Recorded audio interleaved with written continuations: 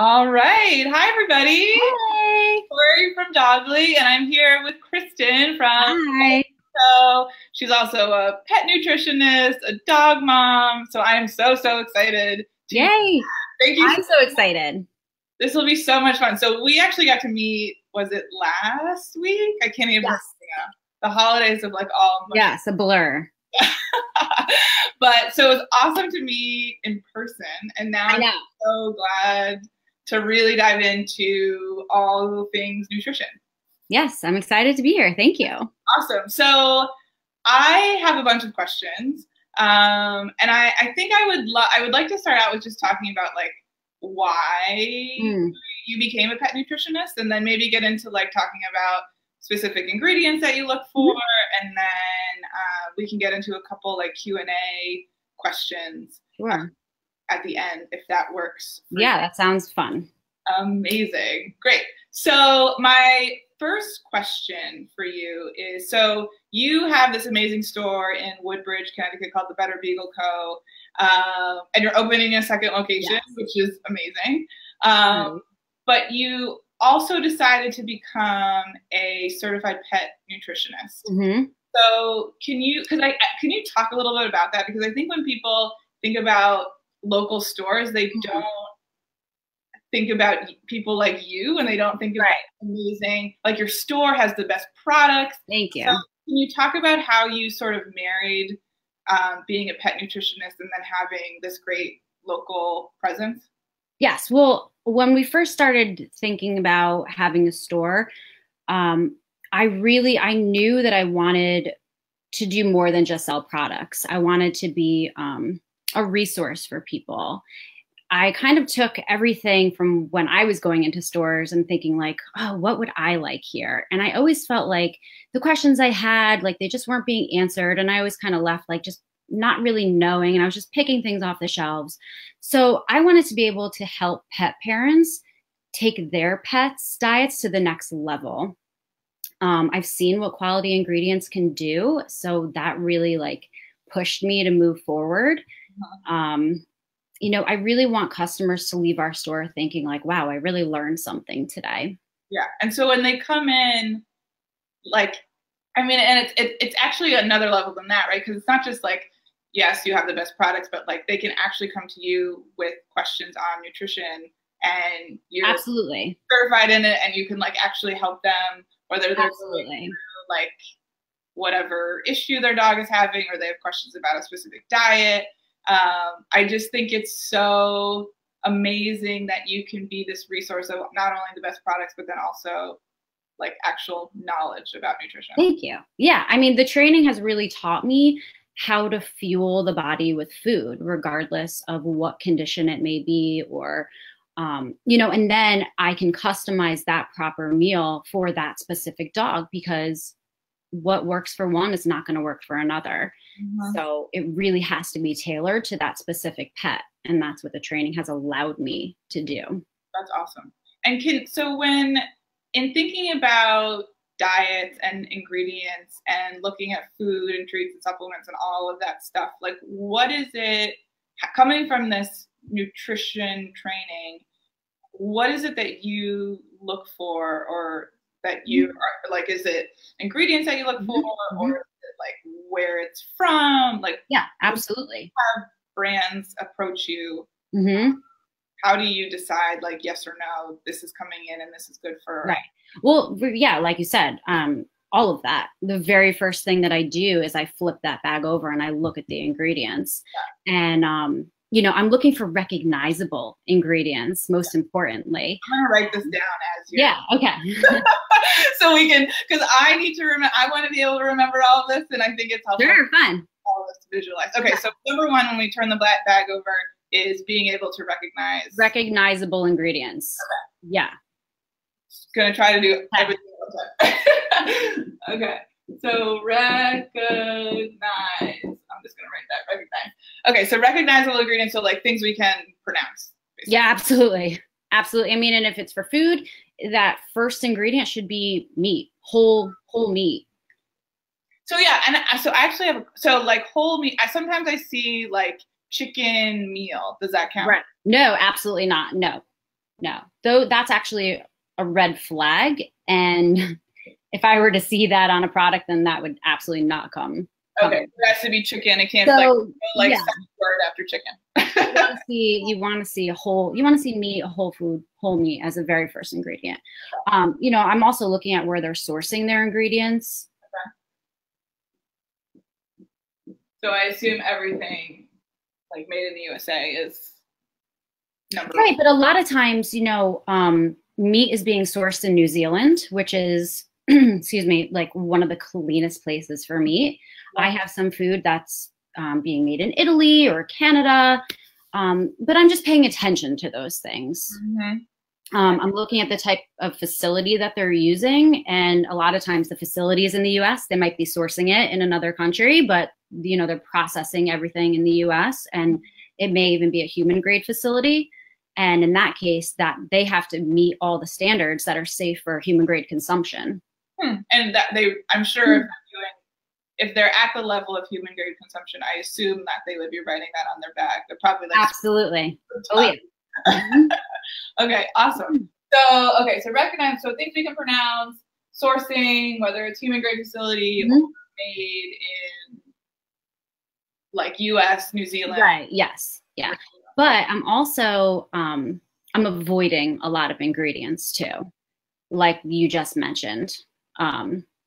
Unrecognizable sources of meat, right? Which is a big red flag, because that's a cheap way of manufacturers to use really bad ingredients but still keeping their protein levels high. So they're like padding it with, yeah, so like a meat meal or just simply poultry, animal meal, because you know, what does that actually mean? So, you know, I'm staying away from that, and food colorings and preservatives and. Yep. And is there anything, any like starch or like or even any like vegetable, like any, and are there any other like fillers or things that people should be like corn? Yeah, like corn and soy are absolutely like, stay away from that. Those are non-nutritious and just cheap fillers. Mm-hmm. So when you see food being packed with that kind of stuff, that sort of means that it's like they're just like filling it. It's just low quality. It's cheap, low quality ingredients. Yeah. Okay. So, you know, I am paying attention to all of those things, especially if it's something new. I definitely try to do my research on all the companies that we have in our store. And you'll notice when you come in, I don't have a lot of brands. We have 8 brands of food. That's not a lot, but I really take the time to learn about the companies and what they're doing. And yeah, you know, that's really important to me. I think that's at least from like how we look at things, I so much prefer quality over quantity. Yes, absolutely. Like know that everything is there for a reason, and everything is there because you talk to the founders or, you know, the people behind the company. You've done all the research, like it checks like every box. Yeah. So like we do the homework for. Right. Right. Exactly. It's a lot of work. And I think it's so interesting too, like a lot of you know, when their companies aren't sort of forthcoming with this kind of stuff, it's like, okay, well, why not? And like, what are we doing? Right. So it's really interesting to get into sort of the details of it. And I think like for everybody to be able to flip over the bag and like do their own sort of. I mean, and it's overwhelming. It really, really is. I mean, it's hard to decipher like what they're actually saying on there. Yeah. So if you can see something recognizable, then that's going to be helpful. Yeah. And with like the marketing gimmicks and stuff, like that's what we're always talking about, that like, you know, you'll have this like big like photo of a salmon on the front of the bag. Yeah. And then salmon is like, right. If salmon is like, where is it? It's like the 9th, 10th, 11th. Is it even in there? Yeah, it's really, really hard. Yeah. Hard. And does it matter, just to get back to the looking at the ingredients question, does it matter order of what you see on the ingredient list? Like, is it meat should be first. Okay. Meat should definitely be first. So it is in like the sort of order of, maybe importance is the wrong word, but like the thing that's like the most in that. Yes. Present in that food, treat, whatever it is. Mm-hmm. Awesome. Yeah. Okay, cool. So that's like step one in like figuring out what's actually inside of our food and our treats and all that stuff. So from a nutrition perspective, when people come in and they're whatever, I'm sure you get like bombarded with lots of different questions. But what's like one thing that everybody can do to improve their dog's diet? Like, is there like one step or one thing that you say to everybody, like, if you do only this? Right. Well, I actually have two things. Okay.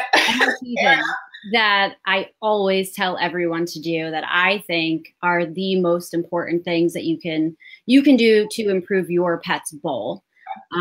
The first thing would be to add fresh food. Okay, I'm gonna try to, let's see. Okay, so number one, fresh food. Okay, and is that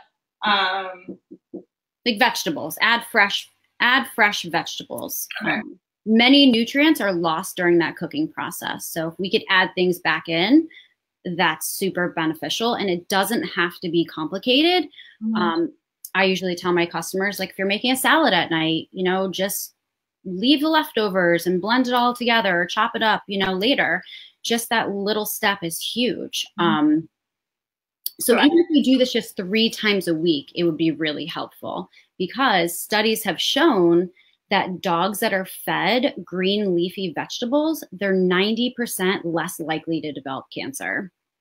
And dogs that are fed yellow and orange vegetables are 70% less likely to develop cancer. And with those percentages being so high, I mean, why not add these things in? And it's so easy. Easy. It's in their fridge. Right. I mean, some of the things you could add in, just to give you guys an idea, sweet potatoes, broccoli, green beans, carrots, berries, watermelon, yellow and green squash, all of these things. And you'd want to it's recommended that you lightly steam them, but if not, you could just finely chop them. And that's what I do. That's what I was reading. I was actually reading, and I was going to ask you that. I was reading, some people say like, oh, dogs can't digest it if it's not, whatever, grilled or whatever it is. Yeah, I mean, and it depends on the vegetable too, but like giving them a whole raw carrot isn't, like, they can't break down the plant cell walls of that carrot. So it's best if you finely chop them. So I usually throw everything into a Ninja and make it like a salsa or whatever, and throw that on top of her food, and she loves it. That's awesome. And is there, we have some people have asked me, and I just see Sharon just joined. Hi, Sharon. Some people have said like, oh, I can't get my dog to eat kale or, any type of greens, or, I have a picky eater. Right. Only likes her kibble. Is there, like, sometimes I say like add coconut oil or. Yeah, absolutely. Is there anything else that Right. I mean, well, you could also freeze the blueberries, and maybe they like them like crunchy, or freeze the green beans. Maybe they don't like them mushy. Just keep introducing different things. Don't give up because your pet doesn't like veggies. If you keep adding it in every day, eventually they're going to eat it, and they may like it. I mean, yeah. Giving them their veggies and they'll get them down. Yeah. I mean, you could, make it fun, make it like a game. It's hard for me because I have a beagle and she will eat anything in the entire world. Like, picky just doesn't go with Ellie at all. So I've never had that problem. However, she's gotten a little picky now that she's exposed to all these new products all the time, that I think she has her likes and dislikes. And sometimes she'll look at me like, really, Mom, that's all you're putting in my bowl today? Like, there has to be something else. What we're doing. And that kind of goes into what I was going to bring up next. The second most important thing is moisture. As goat milk is Ellie's favorite thing in the entire world. Oh, interesting. Yeah, so moisture is so important to add to your pet's bowl. And it doesn't have to be goat milk, but just to add water is super, super beneficial.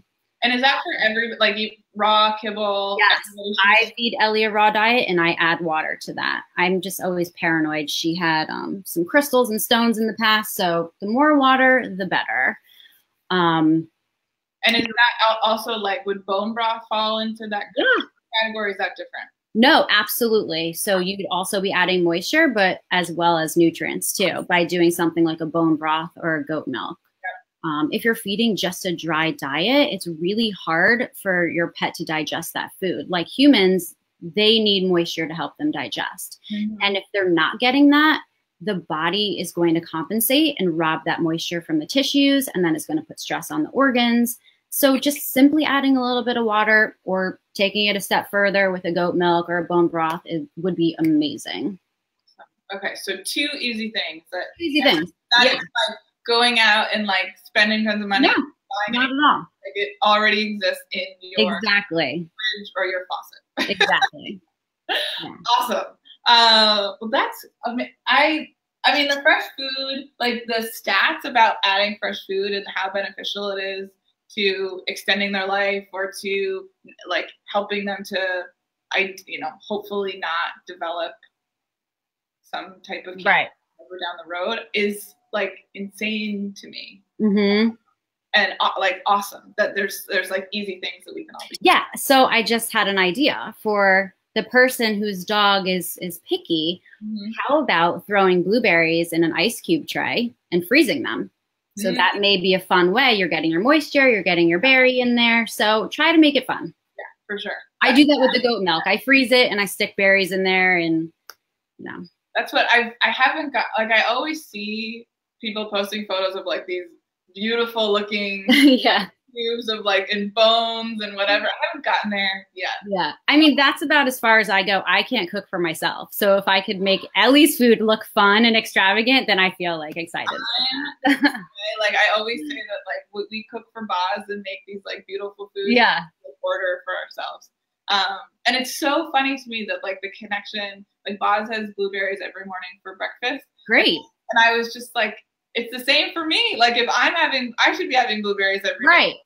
It does like great things for humans' health too. Absolutely. Absolutely. I'm definitely healthier because of the way my pets eat. I really was looking at all of their bowls one morning, and my birds have their like chopped veggies, and my bunny has her bowl of veggies, and my dog has her beautiful food. I have like a Nutri-Grain bar, and like something's not right, and I need to make a change too. So we could all learn from our pets. Exactly. I feel the exact same way.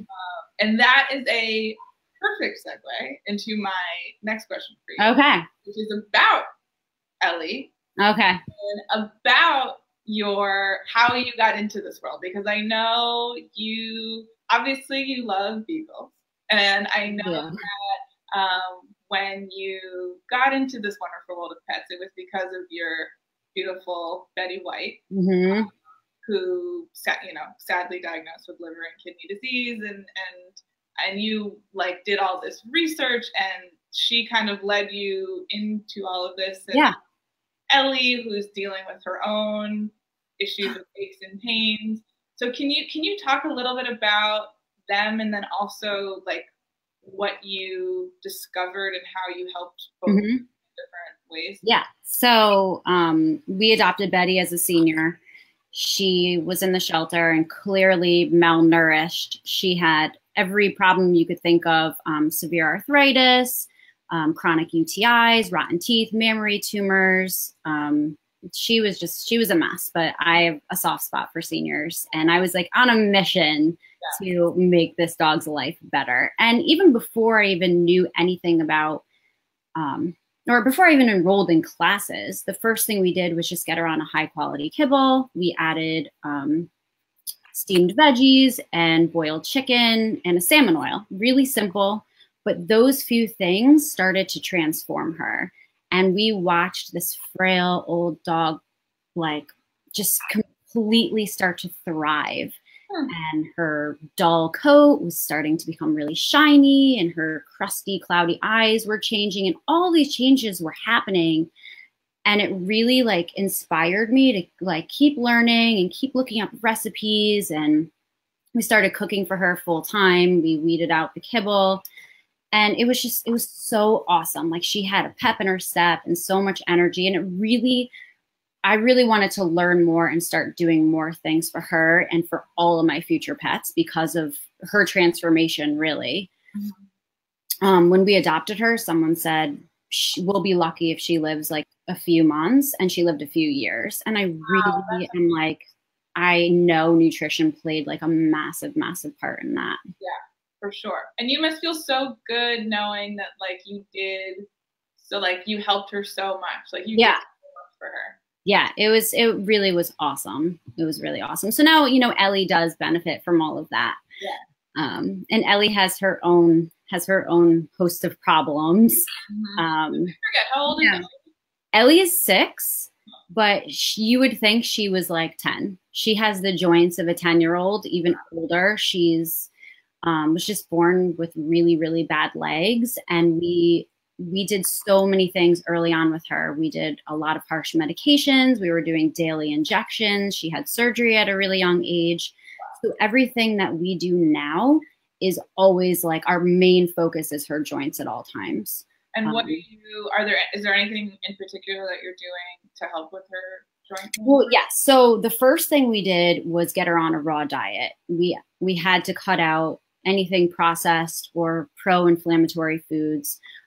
We add a hip and joint supplement, which has glucosamine and chondroitin and MSM, and all 3 of those things work really, really well to not only support existing conditions, but also as like a preventative, which I always tell my customers, do not wait for arthritis to pop up to start taking something like this. Mm-hmm. You can absolutely start now. It's never too soon. So even like, cause I've always wondered this, like, should puppies be taking like a joint supplement? I mean, I wouldn't recommend it for a very young puppy.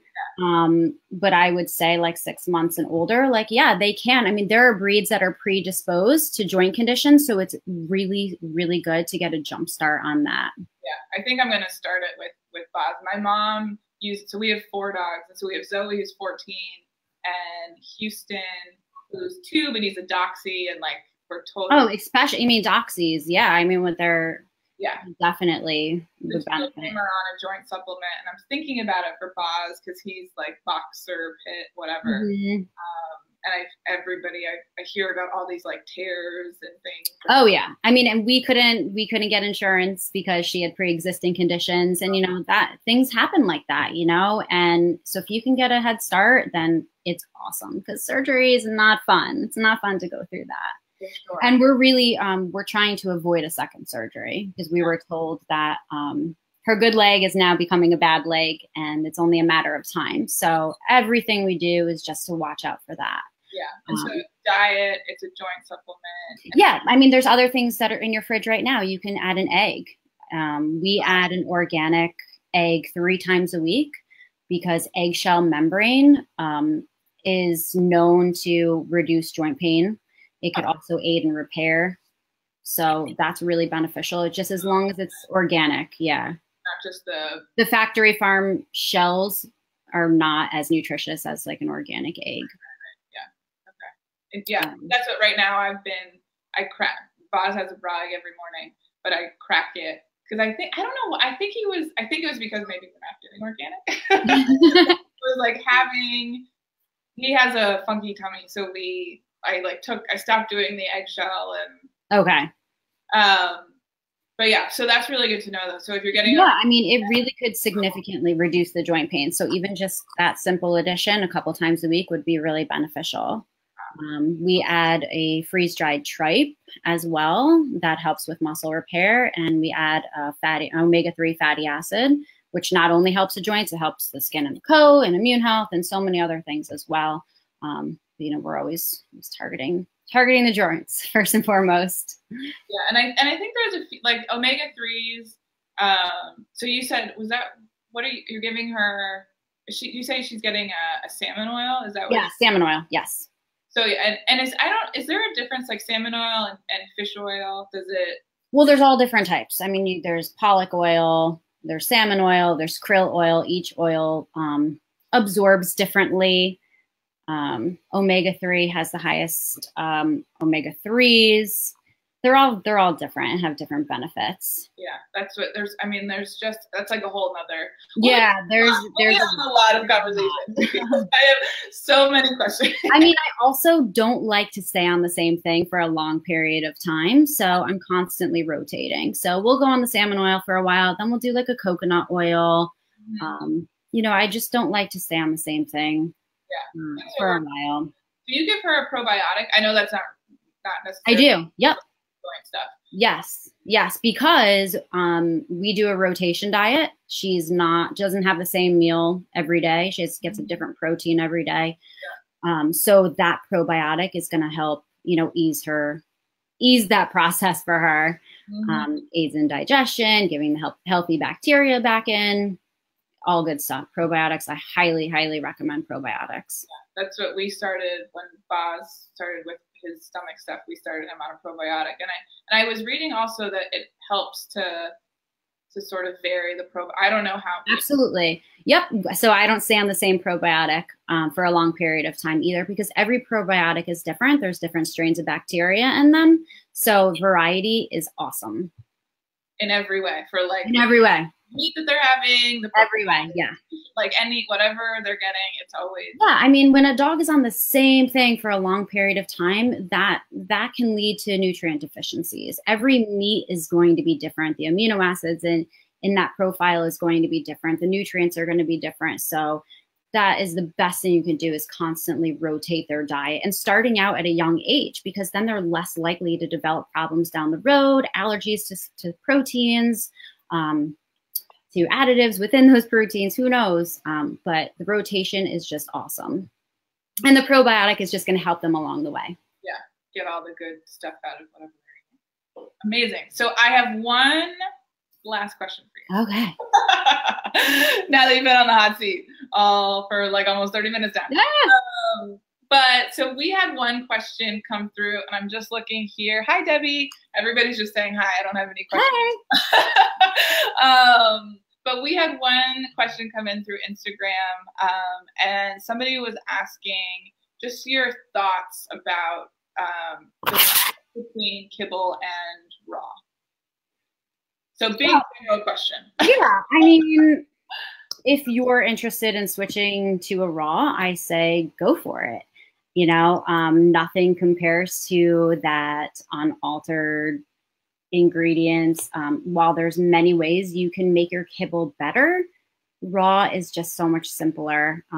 It's not cooked. It hasn't been through that process. You control the ingredients, and I'm 100% in support of raw at all times if you have the means to do so. Yeah. Even if you could just add a raw diet, you know, a couple times a week, then that's awesome too. Yeah, that's what I think, like, the biggest hurdle is just like doing it, like step in giving them and whether it's like, when you say raw, do you like cooking it slightly? So no, I am not that person with the grinder in the kitchen and like making my own stuff. Like I don't even eat meat. Like it took me a long time to be able to handle Ellie's food. Yeah. So I get it already prepared. It's great. It already has the veggies in there. It has the supplements in there. It's complete and balanced, you know, and I add all things to it, but I just take that one little patty out and we're good to go. So it's really not that hard. A lot of people are afraid because they think it's so big, especially when you're seeing those pictures, like you mentioned on Instagram, you see all these animal parts, and it doesn't have to be that way. They're all different types of raw feeding. You just have to do what's comfortable for you. So I recommend to my customers, like, try it out. I give them samples, do it once a week as a treat and see how it goes. And that's really how we started too. We would just hand it out. We'd break up little pieces, hand it out as treats, and now we're all in. That's how you start to see the benefits from there too. So it's great. Yeah. And you do see, like, you see it in their coat. You like, where our dogs, like, literally, I should actually show, I have videos of Houston and Ozzy, our littler dogs, who like literally are like spinning in circles, and I've been so excited to eat because it's like real good food. But it's definitely, I totally get the sort of like getting over that hump of the right. doing it. And but now that I'm in, like, I make Boz's food, we're a little, like, my level of comfort in raw, like I'm nowhere near like the hoof in the no. He, you know, he has raw eggs, but then we usually like we'll like lightly cook like meat or whatever for him. Yeah. But we just do it like as we're preparing dinner for ourselves. We'll, you know, prepare his. It's right, exactly, and that's great, you know. And I cooked for a really long time too, and like I said, I don't even cook for myself, and that to me, the cooking was way more complicated because I didn't, you know. But you have to do what you're comfortable with, and there's so many ways that we can make our pets' food better, and whatever you can do is awesome. Totally, yeah. I think that's like the best advice, is just like do what works. Yeah. Like I think people think there's like, this is how you have to feed. Right. Don't do it this way, then like a horrible dog parent. Like, no, like you see your dog, you know your dog, like do what works for you and what works exactly. For you. All good. Exactly. Amazing. Oh my gosh. I talk about nutrition and talk to you all night, but but we are gonna do a lot more of these, and we'll get into like specific issues and health and whatever. So I just want to say thank you so much. Thank you. And thank you everyone for joining. This was my very first Facebook Live. It's great. Thank you for being easy on me. This was super fun, and I'm really excited to talk about lots of things. Yes, thank you so much. Thanks everybody. We'll talk to you all soon. Bye. Bye.